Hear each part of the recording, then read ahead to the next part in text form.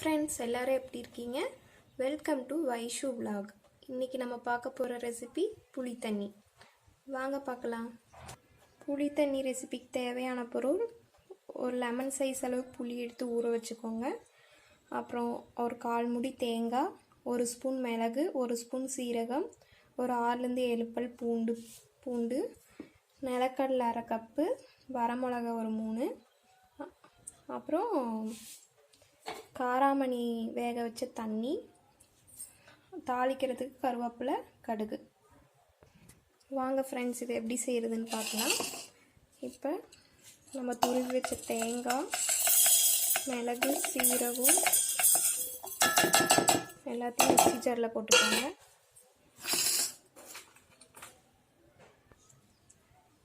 நம்ம எடுத்து வச்சிருந்த பொருளெல்லாம் மிக்ஸி ஜாரில் போட்டுக்கோங்க.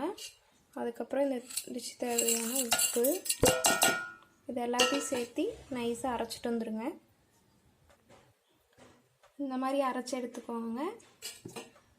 அப்புறம் நம்ம காராமணி வேக வச்ச தண்ணி இருக்குல்ல, அதை மிக்ஸி ஜாரில் ஊற்றி அலசி ஊற்றிக்கோங்க.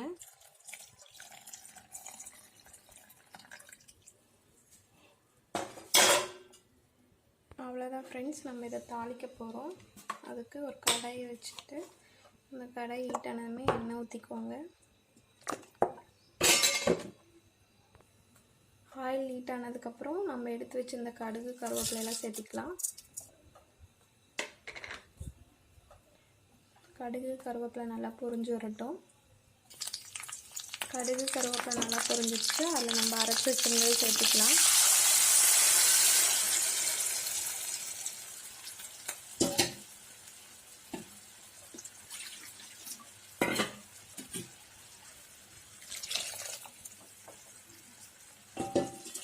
அவ்வளோதான் ஃப்ரெண்ட்ஸ், இது கொதிச்சு வரட்டும். இதுக்கு தேவையான உப்பு போட்டுக்கோங்க. கரெக்டாக இருக்கான்னு இந்த டைமில் செக் பண்ணிக்கோங்க. இதுக்கு காராமணி தண்ணி தான் தேவைன்னு இல்லை, பச்சை பயிர் வேக வச்சு சுண்டல் செய்யலாம், அதோட தண்ணி எடுத்து யூஸ் பண்ணிக்கலாம். இந்த குழம்பு ரொம்ப நல்லாயிருக்கும், செஞ்சு பாருங்கள். ரைஸுக்கும் ராகி களிக்கும் ரொம்ப நல்லாயிருக்கும்.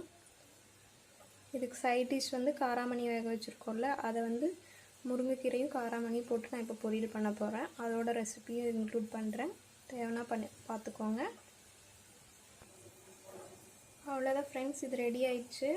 இதை ஆஃப் பண்ணிவிட்டு சர்விங் பவுலுக்கு மாற்றிக்கலாம். சர்விங் பவுலுக்கு மாற்றியாச்சு. இந்த டிஷ்ஷை கண்டிப்பாக ட்ரை பண்ணி பாருங்கள். ரைஸுக்கும் ராகி களிக்கும் ரொம்ப டேஸ்ட்டாக இருக்கும். வாங்க ஃப்ரெண்ட்ஸ், இப்போ காராமணி முருங்கைக்கீரை சுண்டல் எப்படி செய்யுதுன்னு பார்க்கலாம். ஃபஸ்ட்டு ஃபேனை அடுப்பில் வச்சுக்கோங்க. ஹீட் ஆனதுக்கப்புறம் ஆயில் ஊற்றிக்கோங்க. ஆயில் ஹீட் ஆனதுக்கப்புறம் நம்ம எடுத்து வச்சுருக்க கடுகு, கடலைப்பருப்பு சேர்த்துக்கோங்க. இது நல்லா பொரிஞ்சு வரட்டும். நல்லா பொரிஞ்சோன்னா வெங்காயம், வரமிளகா, கருவேப்பிலை சேர்த்துக்கோங்க. வெங்காயம், வரமிளகா, கருவேப்பிலையெல்லாம் நல்லா வதங்கி வரட்டும்.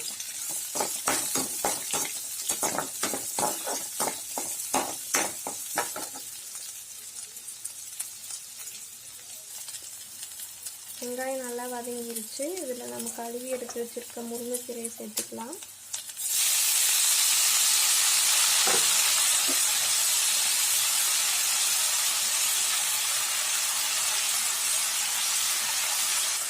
கீரையை சேர்த்துட்டு நல்லா கலந்து விட்டுக்கோங்க. கொஞ்ச நேரம் ஃப்ரை ஆகட்டும், கீரை நல்லா வெந்து வரட்டும். இப்போ முருங்கைக்கீரை நல்லா வெந்து வந்துருச்சு. இதில் நம்ம வேக வச்ச காராமணி சேர்த்துக்கலாம். இதை சேர்த்து நல்லா வதக்கிட்டுருங்க. இதில் கொஞ்சம் மஞ்சள்தூள் சேர்த்துக்கோங்க. மஞ்சள்தூள் சேர்த்ததுக்கப்புறம் நல்லா மிக்ஸ் பண்ணி விட்டுக்கோங்க.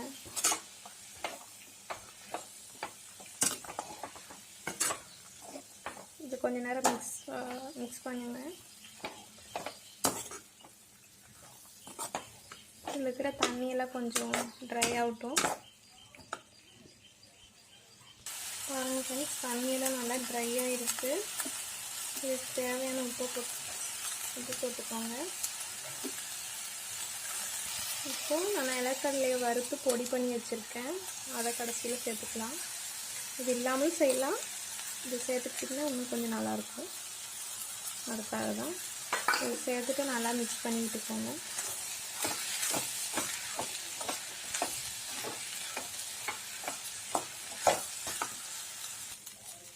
அவ்வளோதான் ஃப்ரெண்ட்ஸ், நம்ம காராமணி முருங்கைக்கீரை பொரியல் ரெடி ஆகிடுச்சு. இது சர்விங் பவுலுக்கு மாற்றிக்கலாம். அவ்வளோதான் ஃப்ரெண்ட்ஸ், நம்மளோட முருங்கைக்கீரை காராமணி பொரியல் ரெடி, புளி தண்ணி ரெடி. இந்த 2 டிஷ்ஷையும் ட்ரை பண்ணி பாருங்கள். ரொம்ப ஹெல்த்தியும் கூட, ரொம்ப டேஸ்ட்டாக இருக்கும், ரொம்ப ஈஸியாக இருக்கும்.